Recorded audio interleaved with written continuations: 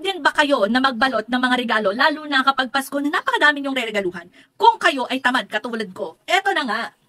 So yan, bumili ako nitong mga paper bags para hindi na ako mag-isa-isang balot ng mga regalo. Dahil hindi naman ako kagalingan magbalot ng regalo, tapos nanghihinayang ako kasi sisirain lang din naman. So hindi naman siya magagamit ulit, di ba? Kaya kung ako sa inyo, kung katulad ko rin kayo at gusto niyo na mapakinabangan naman yung iginastos niyo na pambalot, eto na lang, di ba? Mas okay na bumili na kayo ng mga ganito paper bags. So may iba't ibang kulay to ha, and sobrang mura nito. Pero ayan, madami silang iba't ibang kulay. Meron din silang black, white, pink, orange, yellow. Lahat ng maisip niyo na kulay na andyan sa yellow basket. Pero itong tatlong kulay na to, ang kinuha ko dahil nga pang Pasko. O diba? So meron tayong emerald green, meron tayong bright red, and meron din ako nitong parang maroon or medyo darker red.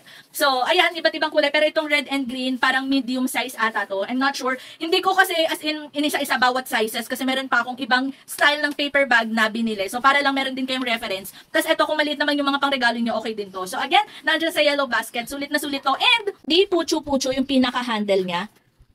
Yung handle niya is katulad ng mga paper bag na nasa mall. Matibay yung pagkakadikit niya, ayan, matibay siya. So kahit mabigat yung ilagay niyo is okay pa rin siya. So and 'di ba, ang maganda pa kasi kapag mga paper bags, pwede pa nilang i-recycle. So pwede yung lagyan lang stapler lang or ilan na tape, 'di ba? Pwede nilang magamit. Unlike doon sa mismong gift wrapper na kapag sinira na, wala na, hindi na siya magagamit. So kaya ito ang binili ko. So kung kayo gusto niyo din ng mga ganito, ayan, okay na okay to. Pleasing naman siyang tignan, yung appearance niya is okay. So check out niyo na lang, ilalagay ko diyan sa yellow basket. Pati yung mga ibang style ng mga paper bags na binili ko, ilalagay ko na rin dyan sa yellow basket.